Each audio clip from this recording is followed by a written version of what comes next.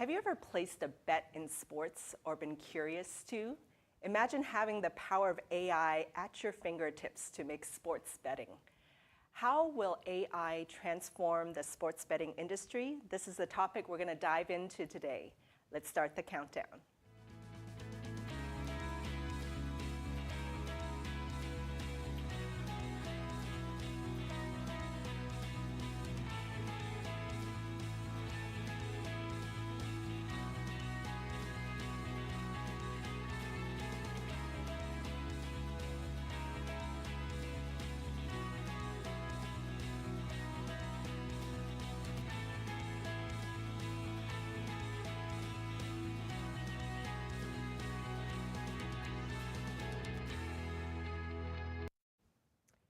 Welcome everybody to the CG Hour, where every episode we come to you featuring leaders as well as experts talking about the latest hot topics in business and technology. And on this episode, we're going to dive deep into how AI will transform the world of sports betting. So if you are tuning in for the first time, we are coming to you live on LinkedIn as well as YouTube. So be sure to drop a comment into the feed. Let us know where you're tuning in from, introduce yourself, and I also ask you to connect with at least 3 new connections on LinkedIn or YouTube so you can build your network. So let's dive in. My name is Fanny Dunnigan, and I will be your host for the CG Hour. I want to introduce you to our guest here. On my right here, I want to introduce you to Christiana Yebra. Welcome to the show. She is the CMO of Envenue. Christiana, tell our audience a little bit about yourself. Thank you for having me. I'm excited to be here. My name is Christiana Yebra. Everyone calls me CY. It's a lot faster. We're talking about speed and AI, so you can just shorten my name to just CY. I'm the CMO of Envenue. We do real-time analytics built for media and for sports betting. So you'll hear me talk about micro betting, in-game, media opportunities, predictions. We cover quite a bit, but we're really at our core a technology company. Awesome. And on our right, friends of CG Infinity, Louis Mangiacapra. He is the SVP of Cloud and Data at CG Infinity. Louis, tell us a little bit about yourself. Yeah, absolutely. So Louis Mangiacapra, very excited about this conversation today. You know, taking some personal hobbies and professional alignments and seeing how they mix in there together. But I've spent the last 20 years building out data platform solutions, AI, all around there. So really excited to talk with my 2 guests here is how does AI affect the sports betting arena? You're coming at it from a fan as well as an AI expert perspective, right? It's going to be fun. Awesome. And then Evan, welcome to the show. Evan Kirkham is the co-founder and CEO of Outlier. Evan, tell us a bit about yourself. Yeah, so my name is Evan Kirkham, co-founder and CEO of Outlier. We're a sports betting platform that basically helps bettors make sharper picks. Excited to talk about AI. I think I have a bit of a contrarian opinion here, but definitely want to make sure we're on top of it because, you know, I'm team sports bettor and we can't let those books get an edge. So. Absolutely, yes. Well, before we dive into it, again, let us know where you're tuning in from. And we wanted to share with you a research video that we put together. I don't know about you, I'm a huge novice in this area, so we were trying to put together some statistics as well as the value of the industry, as well as the legal side of it, and give you some background as to AI and the sports betting industry. So let's roll that video now. Sports betting in the digital age. Let's dive in. Sports betting is the activity of predicting sports results and placing a wager on the outcome. This industry posted a record $119.8 billion in revenue for 2023.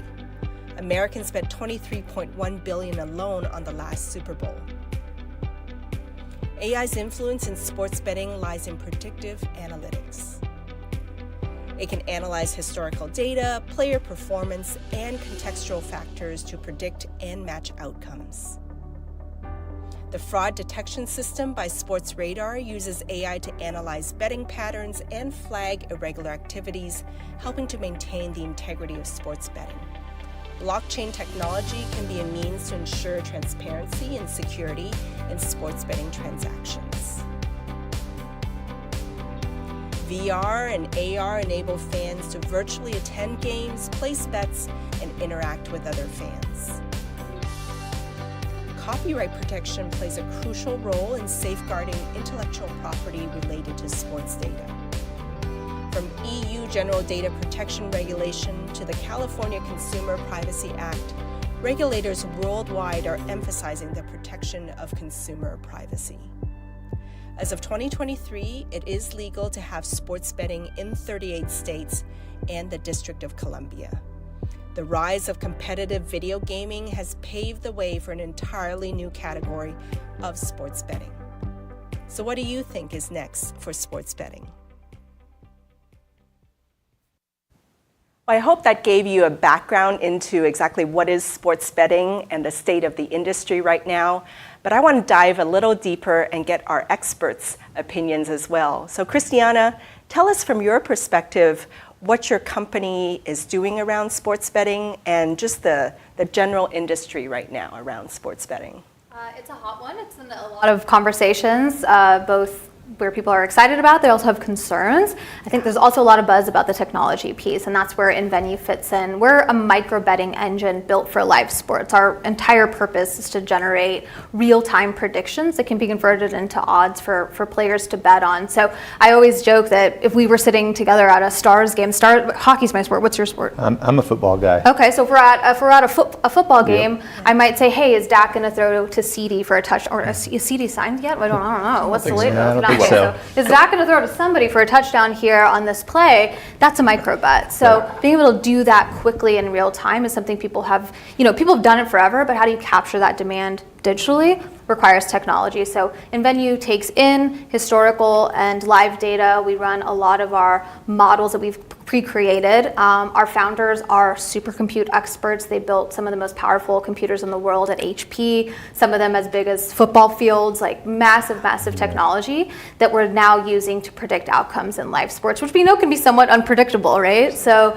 InVenue fits in this really interesting spot in the chain, which I'm sure we'll get into, of how an odd ultimately ends up into the fans of a sports fan or a sports bettor. But we leverage the power of AI and machine learning to deliver those odds, to curate the best opportunities for fans. But more importantly, we're offering sports books product differentiation in this micro betting category, which is relatively new. Mm-hmm. Being able to bet once the game has started and being able to know if you won before the game ends. A lot of times people place money down and they don't come back to the game until the end. Like, did I win? Did I lose? Yeah. Right. Micro betting is in these smaller cadences, and InVenue needs to be fast and scalable, and we can turn around a prediction in 33 milliseconds once we get that signal from the field. So we're powerful tech, and we're entirely based on machine learning and AI expertise. That's incredible. It's almost like we get to interact with the game even though we're not there, right? Exactly. We have these like mini investments into it. Yeah, which is how we watch live sports anyway. I that's how I enjoy, Formula One's my favorite sport. If I'm watching, I'm not just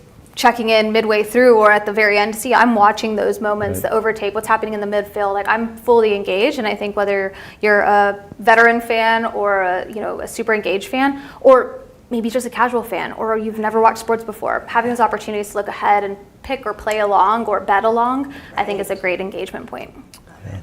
Now, Evan, from your perspective, you also have a company that's involved in sports betting. Tell us your perspective of sports betting itself and what Outlier does. Yeah, so Outlier, we're aligned with the sports bettor. Our whole idea is to be able to take sports bettors from, I know nothing about what game is even on tonight, to a pretty bold insight about the game. You know, like LeBron James, in the last 10 games, LeBron James has gone over 30 points 9 out of 10 times, win on the road versus X defense. So we take you from insight to analysis. You can really drill down. Well, what if this guy isn't on the court, and what has he done in the last X amount of games? What are the injuries? To actually execution. So once you've researched your bets and you've kind of built your bet slip in Outlier, with one click, we allow you to take that bet on FanDuel, DraftKings, MGM, Caesars, Prize Picks, Sleeper. And so the real idea here is, we've created kind of like a Bloomberg terminal for sports betting. Traders have their tools. Sports bettors need to have their tools as well. Because otherwise you're really just throwing a dart. So we're really trying to help the bettor at the very minimum, and we can talk more about this if you want, but at very minimum, we want you to have just like confidence in what you're doing. Like, I at least need a reason for placing the bet, even if the bet ultimately doesn't hit. It makes it more fun if I actually have a reason for placing the bet rather than LeBron James is great at basketball. It's like, Instead of just that's like not a real reason. gut feel. Right? Yeah, exactly. So, so that's what we're doing. Let's see, we've been at it for a couple years now, growing the business a ton, and really excited for the next NFL season. What did people used to do before they even had apps that could Yeah, so there are give them some that information? Yeah, so some of the pain points so either they just literally bet with their gut, which is honestly what I was doing. Sounds like what you were doing, if at all. Yeah. Right. So people either do that, or the two pain points that we kind of initially picked up on were, one, bettors, they all wanted to be more data driven, but they either A, didn't know where the data was, or B, even if they knew where the data was, they didn't know how to relate it to the actual bet. So you're looking at LeBron James 30 points. Maybe you know that the site Basketball Reference exists, so you go to basketballreference.com, but now you're just looking at LeBron James stats for all time. How does that actually helpful for his game versus the Clippers tonight, right? So we really needed to kind of imbibe the data with context, and so that's what we've done, and now bettors are making smarter picks. It's exciting. I mean, for those of you out there, let us know in the comments if you've done any sports betting and any kind of questions you might have for our guests. Be sure to drop that into the comments. We'll keep an eye on that and monitor that as well.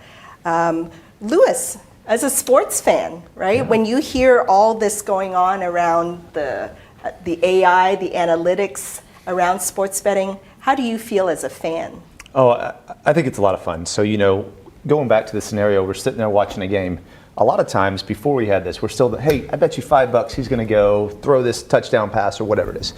And I think you have that human intuition, but then you also have where people I want a competitive edge. I want to be in there. You go look at March Madness when people are building out their brackets. How many people come around to go in there and try to get something more intelligent? You look at ChatGPT, they had like I forgot the stat, it was like 900,000% increase in people trying to pick or predict the best bracket in March Madness, just so they could beat their friends and have their bragging rights. Some of them never even watched the games. So I think as a fan, leveraging some of these tools, leveraging some of these new technologies that are out there of how do I get the competitive edge over my buddy that's sitting over here just because I want to win the $5 bet on who's going to throw, the touchdown pass. Does that mean you're going to have an extra edge since you're an AI expert, Louis? So I think that's always the goal, and I think that's where there's a couple of different aspects. As a fan, absolutely, and then from a company, from a monetization, with all of these data fields that are going out there. Let's say I want to start marketing to different customers in a different channel. Now, with definitely with some of the work they're doing, and others, how can we take that and change how we're going to do some of the marketing out to those end users? So looking at it from a monetization of, if we know all these people are doing spot betting or betting inside the game, let's go flash something extra to them. So a lot of different angles. Yeah. How do we monetize that? How do we look at it? How do we make sense of all of the minutia out there? Exciting. And just give a shout out to some of our audience tuning in here. Jeremy Leonard was saying, as a kid, I spent my summers working at a horse racetrack in New Mexico. Fun. So horse betting as well. And we'll talk about that shortly as well. And then shout out to Ravi, tuning in from India, all the way across the world as well. So, Christiana, at this point in time, what is the extent of AI itself in the sports betting industry? There's a couple of different capacities. I'll talk about really where we fit in, and it's the application of data. Billions of data points come from a single game.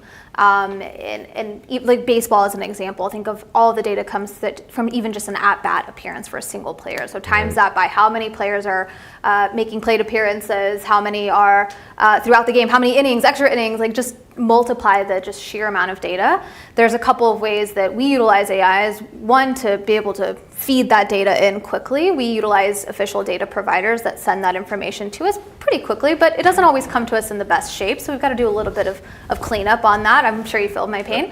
So there's one element there, and then there's just the sheer scale and speed that you need for this particular category. A pregame bet, if I'm going to bet, I don't know, a couple $100 that the Mavs are going to win this game, I have time to tweak those lines. There's time for me to do research. But on the micro betting side, we're serving our our data to the sports books and to platform providers, not so much to the fan. We've got to get that information to them quickly because it's happening at a rapid pace. As an example, the AI that we utilize takes a baseball game, and let's say traditionally you might be able to bet on a couple hundred things throughout the game. We can add 15,000 betting opportunities to a single baseball game. Now, we'll never say that a fan's going to go and bet 15,000 times, but if I can provide an operator with all these opportunities and maybe even use AI to surface up the more contextual. Context is so Give so us like key. 2 examples. So I'm a huge Yankees fan. Sorry, everybody. So I love like home run probability. So let's say Judge comes up to bat. There's an 8% chance of a home run. Now that doesn't really sound very high, right? Like I can either agree with it or not. It doesn't sound super high, but the league average for a home run is less than 3%. So if I see 8%, I'm like, that's pretty. That seems pretty likely for Aaron Judge. He's a power hitter. He does really well. We look at the insights of how they've performed, or something as easy as will this player reach base? And it's different. We're on Friday Night Baseball every Friday, and so I get a lot of feedback from fans about trying to understand what these numbers mean. And those are shown as probabilities. It's more of a media opportunity. And fans will always say, well, why don't they just show his on-base percentage? Why not the on-base percentage? Why reach base probability? Well, they're really different. The reach base probability of that outcome for Judge isn't just looking at Judge, it's looking at all of the players on the field. It's looking how that pitcher has performed in the last 3 games, 3 weeks, 3 years. And it's assessing how they've performed in these similar scenarios across the league, or even similar players. So we're not just guessing Judge might hit a home run. It's how does Judge perform in this particular moment across all these different variations, and how this pitcher might be performing. And also, is the roof open? Is it closed? Is it grass? Is it turf? There's 120 inputs that we look at. We Literally real time. Literally real time, and we could not do that without the power of the tech to inform us. And now there's always that gut instinct of what we think might happen, but what we find is when we follow these numbers and look back at a moment that seems to be like, wow, they're really defeating the odds, we see things show up in the thumbprint of these players, and that's where the tech element comes in. So we're live across MLB, NFL, NBA, and NASCAR. So we're looking at really some great American sports that people are excited about, but there's also a lot of potential, especially in a sport like NASCAR. There's a lot of opportunity to grow their following and viewership and engage new fans. And we think our tech, when we hand it off to platform providers and the sports books, will offer different products. They'll be able to do things live in those moments. And I think it's a great way to engage a fan that might not be as well versed in a particular. Fanny, once Texas legalizes, right here. we're gonna get Fanny to do some micro bets. But even just predicting along, it doesn't have to be betting. We do some free to play type activities, and I just think it's a great way to leverage AI, and it's for speed and to be able to deliver these things. Also, we have the prediction elements. We want to be as accurate as we can be, but it's just the sheer scale and speed that we need to deliver these numbers. Now, Evan, when we were chatting before the show, you have a slightly different perspective, right, around AI and sports betting. So share with us your perspective and thoughts at this time. Yeah, I don't know. So I guess I'll start with this. I really see the use case for the operators and like B2B. What I think is actually going to really happen is over time, whether that's now or 2 years, 3 years, 5 years, I think the operators are going to get, like FanDuel, DraftKings, MGM, all those. I think they're going to get really, really good at pricing their bets through AI. And then our job at Outlier is going to be, okay, can we somehow give that same power to the bettor? So I actually think in the kind of short to medium term, AI is going to really help the sportsbook beat the bettor. And increase their margins. The house wins. The house is going to win more because of AI, at least in the short term, until someone like Outlier can package it up in a thoughtful way and produce it and give it to the bettor, give that same power to the bettors. I think that when I was on my drive up here this morning, I was thinking like, there's a quote that Bill Gates, and I don't think it originates from Bill Gates, but he says that technology is overestimated in the short term and underestimated in the long term. And I think that's actually what's happening right now in AI. I think it's a little bit overestimated in the short term, but we can't even fathom what it's going to be in the long term. So that's sort of my position on it, which means as a business and as a leader in the business, I want to keep the beat on it. But what I'm trying not to do is to get rushed into it without being really thoughtful about, are our users asking for it? Is it actually going to be helpful for them? Are we just trying to like add a feature just because everyone's like, where's your AI play? So still trying to be thoughtful about it and kind of like, customer-led first principle thinking about it. But so I don't know how contrarian that is, but that's sort of my take on it. A measured approach. A measured approach, absolutely, yeah. Got it. Let us know in the audience if you've used any kind of AI around sports betting yourselves, and share your experience in the comments as well. Now, Louis, obviously from your perspective, you're in the business world and predictive analytics is very prevalent now. How do you see some of these kind of technologies and philosophies and guidelines spread into predictive analytics for business? Yeah, first off, I think it's one of the coolest and most fun challenges that you'll see a lot of the data scientists trying to solve. Back to, her example where there's, 1,500 or 15,000 different data points that are in there. So as a good data scientist or as a good AI leader, how are you knowing which ones make sense, which ones are extra noise? And the other biggest factor is the human factor. We're trying to bet on what kind of outcome they're going to do with all of the other factors. So there's areas that we can get into it. Yeah. So when getting to that, going back and how do I predict that best, March Madness bracket? There's so many underdogs that beat where all of the models say it shouldn't happen, and then we have it going in there. So from, purely from a methodical or AI perspective, you see these guys that get so excited about this problem to go try to solve because it is somewhat an unsolvable. We've seen where AI can produce a much more, you remember the old movie Moneyball and just seeing how they took a thing, and now we're so many ages beyond that. So you see these companies that are being able to influence how they're making decisions to make smarter decisions, but we're hitting that point where we have so much stuff out there. How do you read through the noise versus what's actually going to be actionable? And so much data. Absolutely. What do you analyze? Oh man, it's looking at the amount of data that we're able to store. I mean, there's virtually no limits on data anymore. I mean, we have so much compute power that we can throw at these things with cloud computing and all these. We can store it, but are you rationalizing, is that data actually worth storing it? Just because you're measuring temperature. Temperature usually doesn't change too much in a game, maybe 3 degrees that are going to go in there, but you're capturing that every second and you're storing that off and saying that's just a very small thing.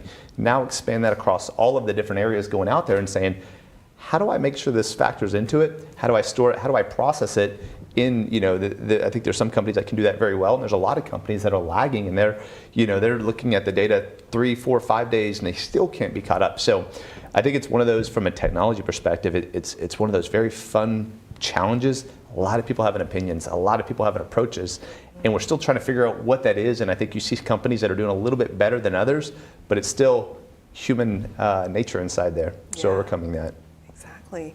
I want to address one of the comments we got in the feed here, and this one I guess more for Christiana or Evan, because we are talking about betting, right? And so obviously there's the positive side of it. We got a question here from Jared curious about anything you have in the technology side to address the concerns around the issues of gambling addictions. Right, because there's always the positive, and then obviously the challenges as well. Christiana, do you want to tackle that first? Yeah, it's a topic that comes up quite a bit. I'm ultra sensitive. Ultimately, in my position, I've always thought about how do we deliver the best experience to fans, or to bettors, or in my past I've worked with patients. Whoever it is, how do we give a seamless, transparent, easy to use experience? Within Venue, it's a little bit different because we're delivering ultimately to the books, but one thing that's been really empowering for us to really understand what they call the responsible gaming side is aligning with the leagues. They have a lot of data and a lot of pressure on them, if I'm honest, to instill better guidelines and rules, and being sensitive to how many advertisements a fan might see in a game around bet. We're here in Texas, I don't know what you guys stream, but on YouTube TV, I'm getting nonstop sports betting advertising. They're tracking me, 'cause I'm on all these sites anyway. But there's nonstop advertisements. One thing that I think is interesting about micro betting is that cadence, right? You can bet multiple times in even a single lap of a NASCAR race. So that instant gratification is really fitting the generation. The younger generation's got shorter time, attention spans. They want results faster. I'm a classic millennial. I'm all about instant gratification. So if I'm going to bet a bunch of times and get those results, I totally can see how that could be somewhat concerning. One thing that I've really appreciated in this industry, which I'm still relatively new in, just under 5 years, is the push for integrity and responsible gaming. What we're also working to do is instill rules and guidelines that could help track cheating or moments that might seem like they're maybe problematic for microbetting. Those guidelines aren't built today. So working with a company called US Integrity, or now IC360, are setting those guidelines of how can we track what this looks like on the back end. If something's concerning, could we tell maybe if there's player cheating involved? Because microbets, I mean, we can predict the outcome of the next pitch. Is it gonna, what type of pitch it's gonna be? That could raise some concerns on the player side. Like, could players find out about that, and what things might happen on that side? And so working with the leagues to help us get insights on fans, how we can build things better and make sure ultimately they're delivered in a way that makes sense to the fan and protects them. But also, how do we also use our technology is incredibly powerful to actually help maybe build the infrastructure to track it. Right. Now, Evan, I know you have a legal background also, right? I do. Help us understand how some of the privacy or regulations is also helping to address any kind of addiction behaviors and things like that. To be honest, I don't know too much about that because, and this is kind of what I was thinking as Christiana was talking, which is the sports books. So we both go to a ton of these conferences, and the sports books talk a lot about responsible gaming, but the problem is their incentives aren't aligned. So they need people to bet frequently and to lose frequently. So that's actually their business model, and I don't really know how that problem gets solved. I don't even think it gets solved when it's just, if the regulator comes down and says, oh, you can only accept X amount of bets from specific bettors per month or something, because the problem is they're also on really thin margins. So you can destroy the sports books really easy just by forcing them to enact some like responsible gaming policy. So that's really tricky for the sportsbooks, and frankly, I don't know how they're going to solve it. One thing that we benefit from is we're really aligned with the bettor. So actually, let me take a step back. I think there's two different types of problem gaming or gambling. So one is like, I'm actually addicted. I'm doing this at 2 a.m. I need help. I'm going to call the 1-800 hotline. So the way we're addressing that is if we get someone who like reaches out and they're like, I need help, we've actually partnered with a group called Birch's Health, and they do like telehealth for sports bettors, and I think that's really cool. Yes. So that's kind of trying to address that piece. But I actually think that the like more endemic, irresponsible gaming, if you will, is people betting with their gut. That's non-responsible betting, and we're tackling that head on, right? We'll show you how to get the best odds so that you're not just giving away X% of your winnings to the sports books. We'll show you what's a bad bet so that you're not just placing a bet and losing. And so we're really trying to tackle that group right now and that kind of problem. And the other, the truly addicted, gonna go broke, gonna refinance their home, that needs to be solved by the sports books. I just don't know how they can realistically do it. I love that point about, because then it's very measured kind of bets by having the analytics and having the data. Yeah, absolutely. I mean, behind it. so just over time, if you bet on the wrong book and you're just getting worse odds time and time again, you could cost yourself hundreds or thousands of dollars just because you didn't shop for the best price. Yeah. So like at minimum, we do way more than this, but at minimum, our platform is saying, here's the best price. Yeah. Right? So we're a consumer advocate in that way. Yeah. Awesome. Well, for those of you out there that want to learn a little more, we actually prepared a video, or InVenue provided us with a video to give you a little background around their partnership with the NBA. But before we play it, Christiana, do you want to kind of set it up and explain? This is a hysterical video to me because we played it live in front of the NBA, and it was meant to be a hype video before I went to present. We were accepted, and InVenue was accepted into this program called the NBA Launchpad, and it's this kind of accelerator program, but really they're identifying people who are doing great things in tech, whether that's for betting or player performance. So we were selected just out of a handful of groups to be a part of this, and the end result was to present it in front of all of the NBA leadership. There were teams. Exciting. Oh, terrifying, Penny, terrifying. So I was like, I gotta set. I mean, it's the NBA. This is during Summer League in Vegas. We've got to set the stage. I can't just come in there and start rattling off numbers and talking about supercompute. We've got to do something fun. So Kelly, our CEO, and I let this hype video play ahead of time, and it was just meant to be an explainer and just to get the energy going around what we were going to present. But I really love how it turned out. So it was just a fun, quick explainer video. It. So let's roll that video now, the InVenue video. For generations, we've gathered in coliseums, stadiums, and living rooms, rallying behind our favorite teams. A nod of confidence or a handshake was all we needed to enjoy the thrill of a bet on the next play. As time progressed, so did technology. With the help of the internet, the world became our arena. Capturing the unlimited demand and desires to bet on the moment, in the moment, is no small effort. It takes the power of machine learning and AI, sports smarts, and bets. InVenue is a micro-betting engine built for live sports, turning 1 trillion data points into high-impact, bettable moments. Our powerful technology unlocks more opportunities for fans to bet between the whistles. Utilizing a feed of millions of historical data points layered with live data points from the court, our tech packages that data into predictions, perfectly timed for media and sportsbooks. If you really want to bet on the next play, bet on InVenue. Coming for glory, we ready for war. As you can see a real live example of how that's being utilized in AI and predictive analytics. Christiana, you also had an example around NASCAR, right? Describe for us that example. So I'm just so hyped from the NBA video. Yes, that's right. That was great. Right? Doesn't the actress look? She looks just like me. Isn't Step it that so up. weird? No, I lost an actor that day, so I was like, I'll step in. Should have been AI generated it myself, you know. I don't know. Have you done it? I never show up well on AI generated things. It never looks good. I always 6 fingers on each hand. Nice. But no, the NBA partnership was a great example of what a league alignment could do for us. Yeah. Nobody knows their fan better than these leagues. They've got a ton of insights and they've got a ton of assets, you know, whether that's video and broadcast, social, the players themselves. So through the NBA partnership and what we learned in that, great time working with them was with the power of those alignments directly with the leagues that know them really well. So just last year we announced a league relationship, the first of its kind with NASCAR. Their team is wonderful, and I don't know if you guys have ever been to a NASCAR race, but it's an absolute production. It's one of the craziest things I've ever done.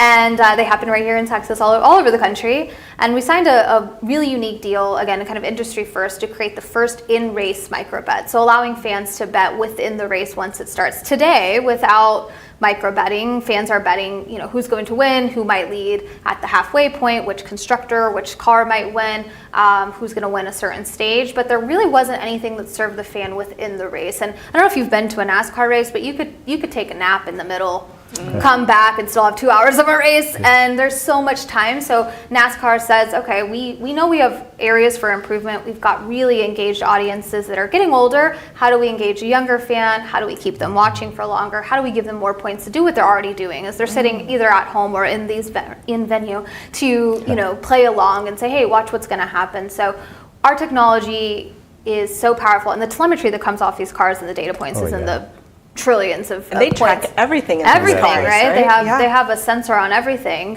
We don't use every sensor, but we do take the relevant information that we need on the car, the track itself, the driver, and their performance. And we're able to offer plenty of bets in a single lap. But when we look at just the couple of targets we have so far, and again, these numbers sound cartoony, so I almost hesitate to say them, but I just want to show the sheer power of the tech is 65,000 ways to bet in a NASCAR race. And again, sounds like, okay, well, what is a fan going to do with that?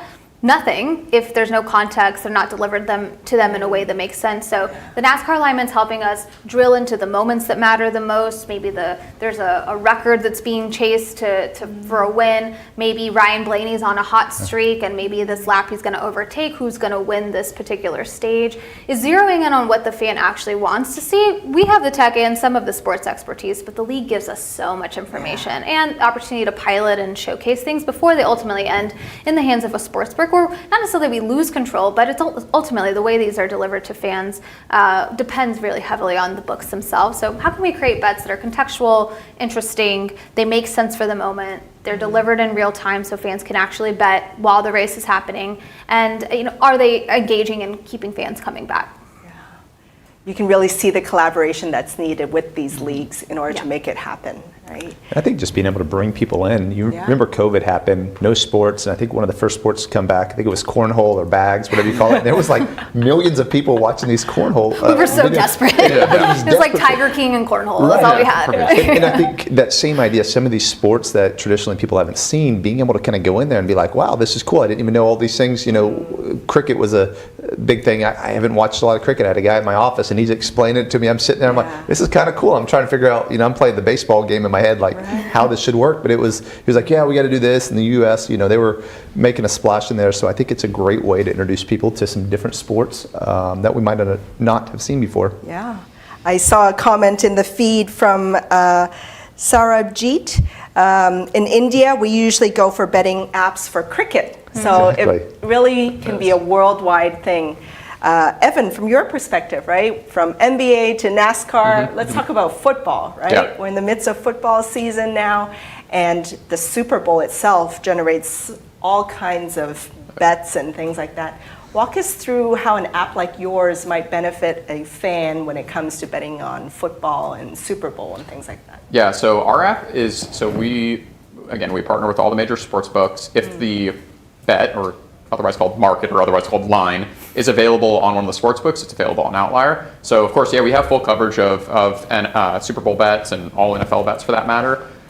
What's interesting, and I don't know how educated the audience is on like sharp bets and square bets, but basically the sports books get better at pricing the line, setting the odds, the more that's being bet into the particular market. So just like, the market making function, finding the right price, relies on a bunch of people betting into it. And as you might imagine, just before the Super Bowl, a ton of people bet on it. So those lines are very, very accurate. They're very sharp. They're very hard to beat as a sports bettor. So actually, the Super Bowl is a really great time to use a tool like Outlier, because if you're going to try to find an edge, if you're going to try to beat the book, there's no harder time than just before the Super Bowl. So you really do need to rely on a tool, probably a little bit of intuition, or certainly some luck. But yeah, that's a really great time. But no, NFL is really big for us. NBA has been huge for us, actually. There's a ton of player prop markets. You don't just bet on the Lakers, you get to bet on LeBron James. That's huge for the NBA.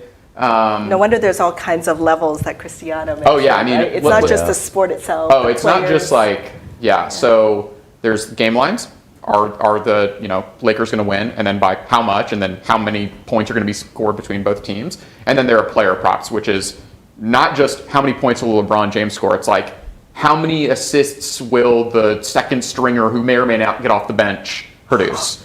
So there's all sorts of markets, and actually what's kind of cool is, again, since we have all this on Outlier, we see a lot of action, as they call it, a lot of betting on some of those more niche markets, because sportsbooks have a very hard time pricing those markets, because not a lot of people have bet into those markets, so their price discovery is poor.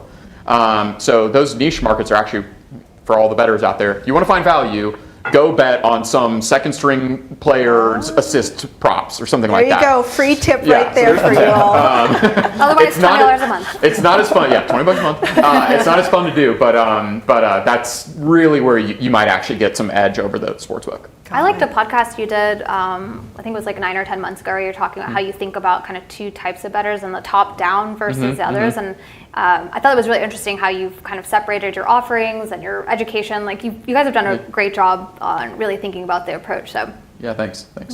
Evan, we have a comment in here I think that you can help to answer from Jeremy Leonard. He asks, with the power of AI moving the power back to the house, do you think there will be more pari-mutuel betting? This is where the house takes a cut and then the pool is split between the players. That's a great question. I have no idea. I think that that the books, and we know this, like there are acquisitions being made right now by the sports books, all about making they want to be able to price better. Because you got to imagine, like the Super Bowl is just one example. If let's say the Green Bay Packers are in the Super Bowl, and the sports books set the line at, the Packers are going to win by 7.5 points. Well, if the Packers only win by 7 points, a whole bunch of bettors just beat the book. So that even just like a half point really matters. So the sports books are doing everything in their power to get better at pricing. And I think AI is going to be useful for this. I'm not really sure about the pari-mutuel betting. It's something I probably need to think about more deeply. One thing that I think is an accelerating trend is this idea of sports betting exchanges. So smart sports bettors don't really want to bet against the house. They want to bet against another bettor, because there's no, as they call it, the VIG, there's no tax. Every time you bet against a sports book, there's like kind of this hidden tax in the odds.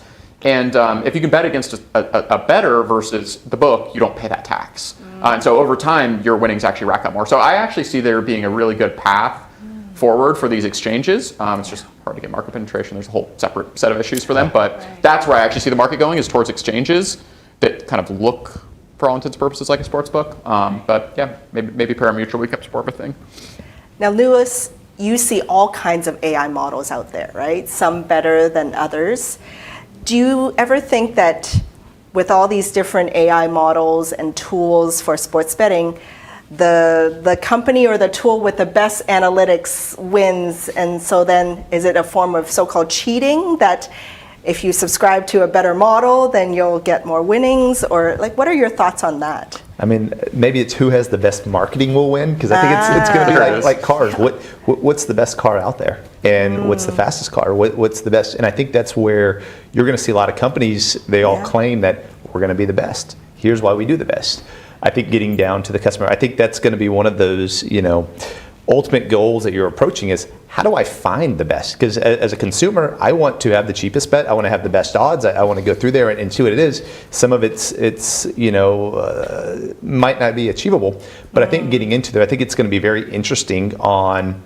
And even getting into the ethics, are you going to see these sites pop up that are, oh, we can do all this, it looks really good, and then, it's a fly-by-night shop. And I think you're already seeing some of that in there, but I think they're getting some money, they can pump all this stuff to you, hey, we can do all that, they take your money, they run. There's a lot of that. Yeah, exactly. I mean, You have no idea what their model looks like, right? And I think with different states rolling out betting, there's still a lot of, we mentioned earlier that some of the ethics around there, it's still being defined. It's still going through, and even I think you made a great comment about the player side.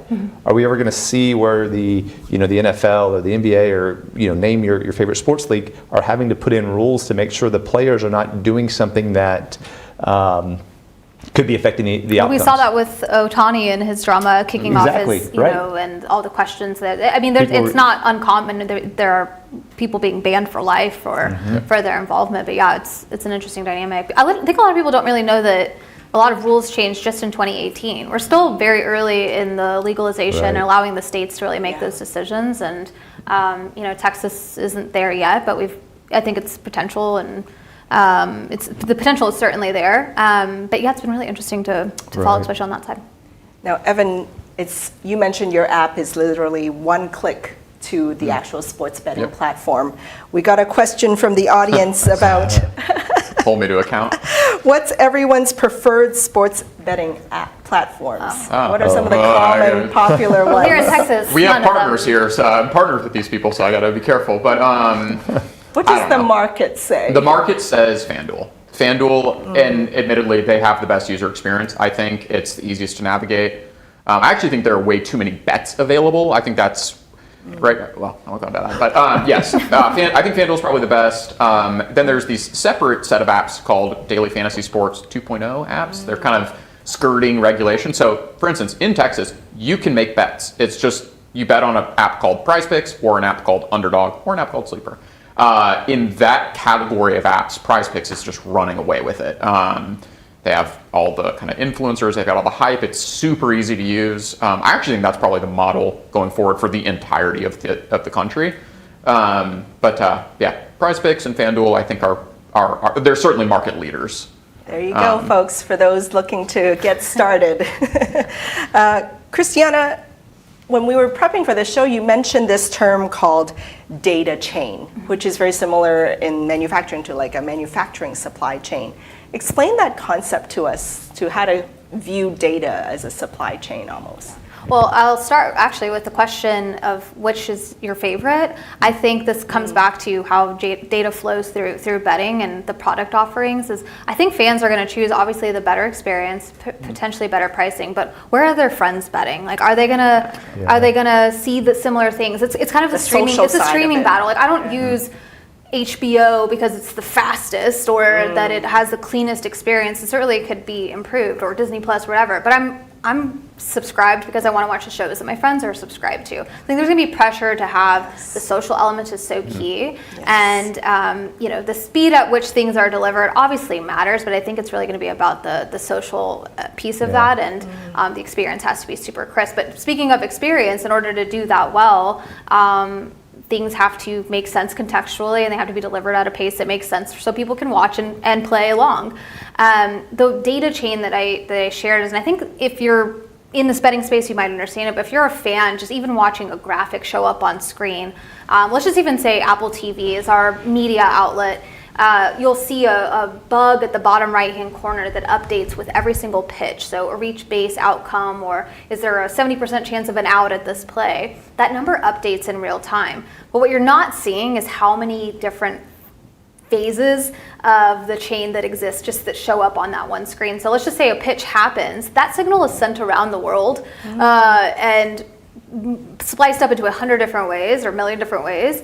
We get that pretty fast from the field. There's data providers that set up official feeds. So we take that feed in. We have our own historical models. We've created billions of them that take this information and run it through our historical models. But those live data points travel from us. Then they're transported to a platform provider or ultimately into a book. And all of that happens in sometimes less than a second. And that makes for a kind of a challenging piece with being able to watch and bet along. In places not in Texas, but if you're trying to watch a game, I don't know where you guys watched the Super Bowl, but I watched it and on YouTube TV, and I was getting Twitter updates on who won 60 seconds before I saw it happen on TV. And I thought, well, if I was betting in that moment, how could that have changed or really any game, the lag and latency is becoming a thing. So that data chain of signal from the field to ultimately delivering into an odd, there are so many touch points I think fans don't know about. And I challenge them to actually look into it. It's really interesting to be informed. I love Evan's tool is providing insight on the pricing piece of it. I think people don't have any clue how those numbers show up from a probability into an odd that has the actual pricing applied to it. There's a lot of mystery, I think, ultimately to the fan, but I empower them to look at how that chain flows and how that works, because I think it'll help you think maybe just more informed about making that bet. Right. Now, Evan, I saw a quote you wrote or said. You said, if you put a $5 bet on a random game, let's say the Detroit Tigers MLB game, you're going to be so much more engaged in that game, and having that skin in the game makes it that much more exciting for the fan. So can you help us tie together how these kind of bets, or even $5, right, brings a fan more engaged and more involved? Oh, absolutely. I mean, absolutely. If anyone in the audience has ever placed a bet, you can feel it. I mean, like, I'll bet on it. I full disclosure, I actually don't bet that often. I'm more like interested in the industry and the pricing and how it works, and less like putting dollars down. I'm also just kind of a little more risk adverse than most people. Maybe that's it. But anyway, if you even put $5 down on a game that you care nothing about, like, you're gonna watch it, and all of a sudden, like, the second quarter of a basketball game is pretty interesting to you. Yes. So that's the way it works. I mean, the way we think about it though is that's sort of step one, right? Like, you bet on the game, that's exciting. But what we're trying to solve is this problem. So I put $5 on the Lakers. I don't know why I keep using Lakers. I put a team I like. I put $5 on the Texas Rangers. And I go to my buddy's house, and we're all going to watch the game. And I said, oh yeah, I've got $5 on Corey Seager to get on base. Well, that's exciting, and we're going to watch the game. I'm going to be excited. But the first thing they're going to ask me is why. And all of a sudden I lose that excitement when my why is, because Corey Seager was the MVP last year and he's great at baseball. Like, that's not a good why. And now all of a sudden I've kind of like lost credibility with my friend. It's like, I'm definitely just coin flipping.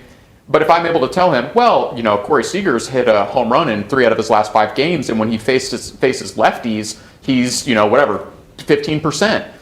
Well, it's not like I did a ton of research. I just had a tool like Outlier just literally spit that out to me. But all of a sudden, it makes it really fun for me because I had a reason for placing the bet. And now I'm super locked in, and my friend thinks I'm incredibly smart, and we're all watching Corey Seager. So, again, step 1 is put money down, get the excitement. Step 2 is be able to justify the bet to yourself and everybody around you, and that makes it even more fun. So get the tool so you'll be smarter at a party. I'm not trying to hard sell the tool. Evan didn't pay me for that.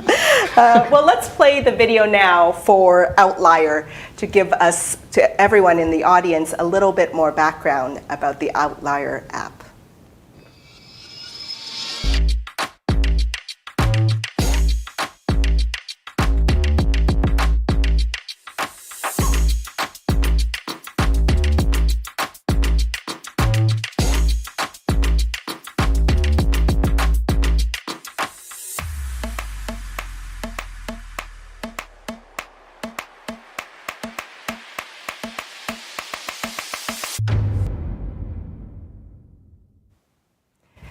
So, Louis, I want to ask you, seeing all these cool apps, right, and in-game live betting, micro bets, all that, right? How do you see maybe some of those apps having a similar usage in the business world, like being able to see the stats of certain things in an app and then making those predictions or deciding certain things for an organization? Where do you kind of see the parallels there? I think it kills the expectation business stakeholders have with their IT sometimes, because if they have an app that they can see all of this and they're getting the information pumped to them, then they go back to their CIO or CTO being like, why can't I have this? I want all my dashboards and it tells me exactly what to do. Why can't I see all my sales orders? Right, and you know, in a lot of companies, they've been around for years. They have, look at banking. They have servers that were built 30 years ago. They're still running great. They haven't upgraded them, but they have this great user experience. And I think it's one of the common challenges is how do you bridge some of that gap? How do you empower them to use AI? How do you empower them to do some of that? And it's a much longer conversation, because people get so used to having that real-time data. They see those data feeds. They see how they can actually have actionable results, because, to the example of the baseball example where he hit a home run in the last 3 games and he's going to have this much percentage. They want to hedge their bets inside of the business. And so I think you'll start seeing internal companies, how do we deliver that better to companies or to our business stakeholders inside of there? And I think you'll continue to see it. Just ChatGPT alone, and the amount of companies that are building their own large language models or something to give people that same user experience, that I want to just go ask whatever random question and have it spit out an answer. I don't have to think and I don't want to have to Google it. So I think there's going to be obviously a lag on there, but I think you're going to continue to see businesses get pushed to have that same user experience that these apps have been able to develop and provide. Christiana, we have a great question from the audience, Brian Calvin.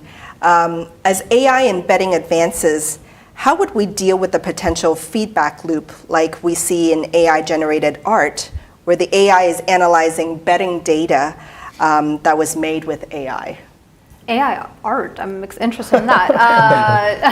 I'll have to research there. I think that AI, what's wonderful about this space and sports in general, like fans are telling us what they want, where they want to be. I think when we talk about context and delivering things, like I think delivery of these bets, let's say there's 65,000 NASCAR bets, how are we going to contextualize them and deliver them to the right fan at the right time? And we'll do that by starting to kind of understand a little bit of the behavior. That's the benefit of having, again, those league alignments, working with the books and starting to understand a little bit more about how these fans are betting. Evan talked about, starting to recognize where fans are spending a lot of time, what they're putting their money on, and letting that be a learning lesson. The incredible thing about AI is we are constantly, or where we're at, we're constantly doing regression testing. We're trying to understand where our strengths are, where we're weak. We compare pricing against others. There's a lot of public information out there that really helps us inform our models. We build in the sports sense, which is really, really key. Is like tech without sports sense and a mindset that understands the fan is, I don't think it's always the most, we've seen it, tech that's been delivered without that is not the right experience. So we consider a lot of things. We ultimately use a lot of our own data to improve and get better where we see things that are potentially weaker. They're 3-2 count in baseball is incredibly difficult to predict, and we know that. So how can we improve there? Or something like NASCAR, tracks are repaved or new tracks are opened in different places. Like how do we start to improve? Or maybe a rookie driver who's never even stepped foot in a car. How do we start to better predict? So using our own data to support us is key, but I'm really interested in the fan insights, so we'll continue to come. Safely, of course, we don't want to take advantage of people's information, but if we can start to learn how fans engage better with the game, we can improve our technology. And then maybe we'll generate some AI generated sports art for one day. Evan, right now, sports betting is legal in 38 states, right? How do you kind of see sports betting maybe expanding in the future over the next 5 years on the legal regulation side? Yeah, so I have a lot of thoughts on this. I think that sports betting will continue to expand into states. Like Texas, for instance, I think it's absolutely a possibility. Is it going to happen this next legislature? Probably not. Is it going to happen within the next 4 years? Probably. So I think there's major markets like that. California has its own issues, frankly, but I think they probably end up getting it done at some point in time, probably with the tribes. So I think there's still expansion in the U.S. There are also massive international markets opening, like Brazil's opening, and everybody's trying to get into Brazil right now, for instance. At the same time, there are some regulatory headwinds. So I think the U.S. is expanding, the state by state. States are expanding a little bit slower than a lot of people predicted, even that I predicted like a couple years ago. I thought, oh, we'll be in all 50 soon, and we're not going to be that way. So I think that's a little bit slower. And then you can see some things bubbling up in the UK. Like they've got a new gaming commission that put out this white paper that's talking about responsible gaming, and basically it's like really draconian. It's like there's no sports betting advertising like between this hour and this hour, which is like the entire day. And so those are some headwinds to the industry, and I think that the U.S. will end up doing something similar to that. I just don't know on what time horizon, but it's a risk, frankly, to my business that I'm like thinking about a lot and trying to like account for. Yeah, so there are some good tailwinds there, but there are definitely some headwinds as well. Likely slower than we anticipate. Likely slower than we anticipate, yeah. Louis, as a fan, what are you looking forward to in the next 5 years around sports betting? You know, I think one of the things, and I think Christiana said it, was the social aspect of it. I think there's a lot towards that, of being able to, go over to a friend. There was always think of the Super Bowl. A lot of times people would do the Super Bowl squares where you throw $5. Nobody has any idea. Maybe that's an office party. Yeah. But you bring people together and they're getting engagement. I think where this really has an option when you are getting together with friends, whether it be at a sports venue, at somebody's house, at a sports bar, you're being able to go over there and you're talking on the same platform and saying, oh, I'm getting this, I'm up $15, you're there. There's going to be some of that natural competitiveness that we see in there. Yeah. And I think you also have the other aspect of the fan that's, I'm not really interested, but I come to these because they're fun. And then they're looking at the very, very basic ESPN trackers saying, oh, the A&M Aggies have a 75% chance to win. This one has a 25%, and they're watching that go through. Why is that? Why is that? And they're starting to ask more questions and get engaged. So I think this is some ways that we help.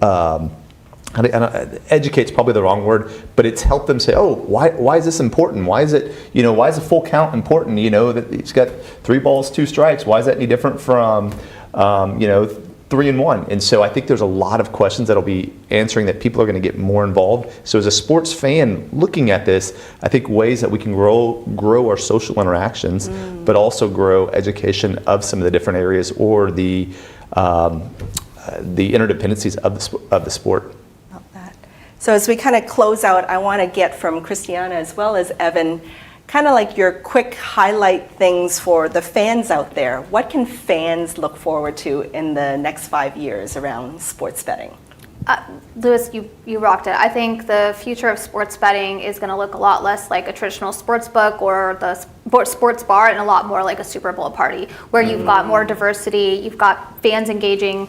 Maybe in teams and players, they don't traditionally care about the Cowboys can't make it, so we got to root for somebody. So I've suddenly become a Chiefs fan or whatever, and play along. So I think the shift to the kind of social piece, the different offerings, and then being able to bet in-game, in real time, maybe being able to chat about it on or offline, I think is really powerful. I think the future of watch and bet is really interesting. How can I have a single screen experience when I'm watching a Formula One race? How can I be watching my YouTube TV and bet at the same time? The technology for real-time feeds exists. It's just all about the adoption and how we get there cohesively. So I'm excited about that. And I just think there is an incredible opportunity that cannot be missed to target women and other diverse races and backgrounds into tapping into the sports betting space. I'll speak from not on behalf of all women, but I don't need an app that's pink and sparkly to get me excited to play, to bet on a game. I want something that's contextual and interesting to me, that has the insights and the context that is relevant to me, and that my friends get to bet on. I don't need it to be cropped and cute for me to want to engage, and I think there's a huge opportunity. When we go to these conferences, the number one question for the books is user acquisition. How do we get more people using the platform, and how do we pay less to get them to do it?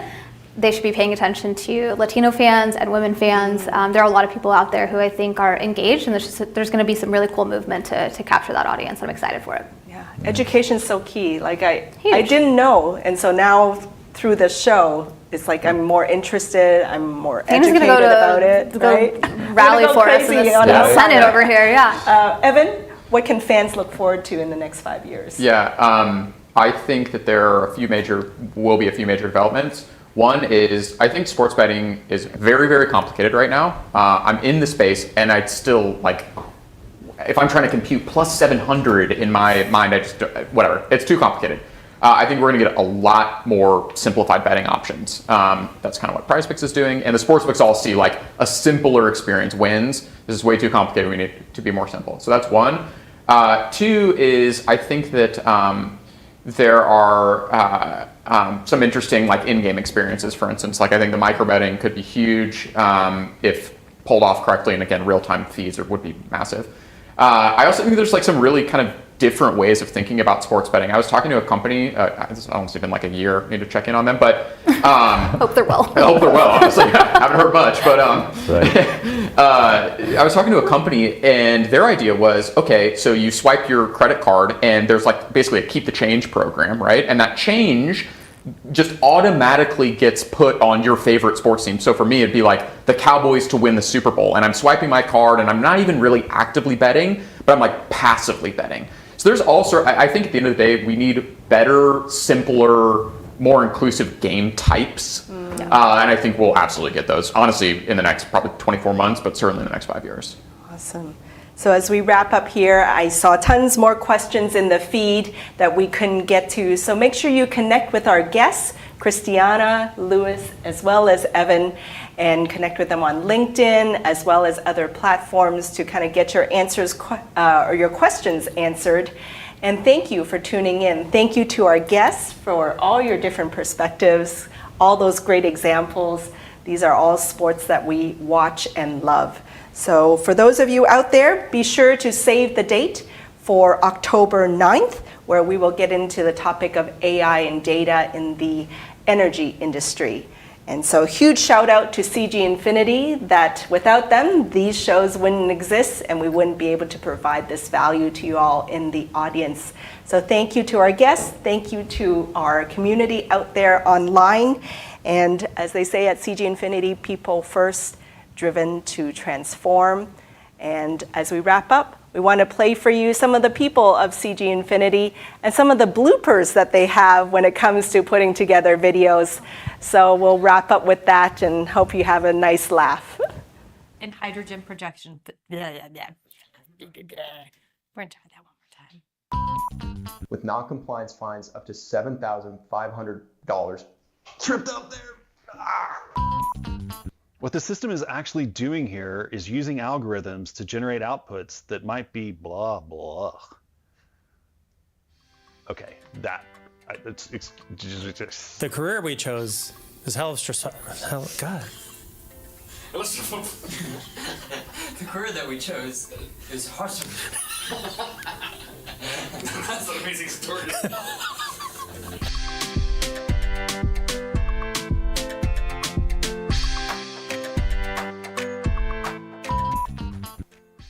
As the strengthen your data privacy.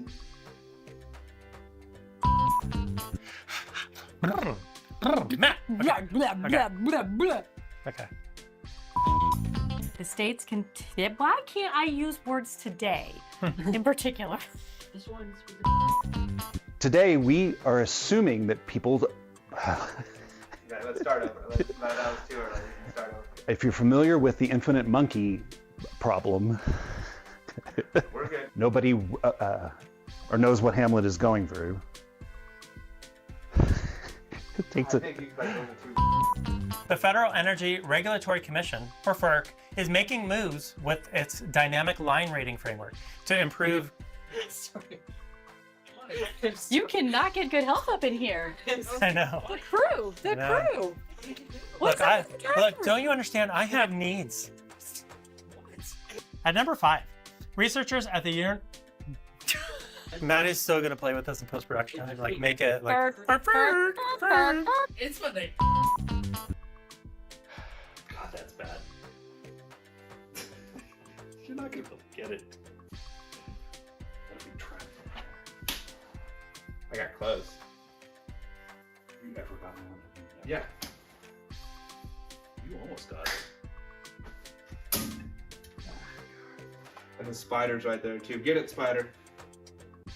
All right. 3. Nope. Fly is still here.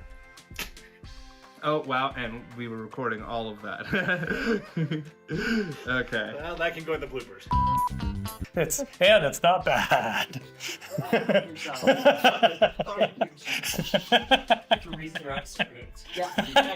Hey, she has to go.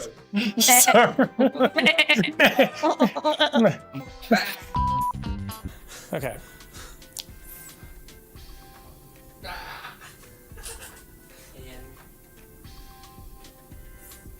Hello. You are such a dick. God, you did nothing. He did nothing. He's just so like cackle laugh.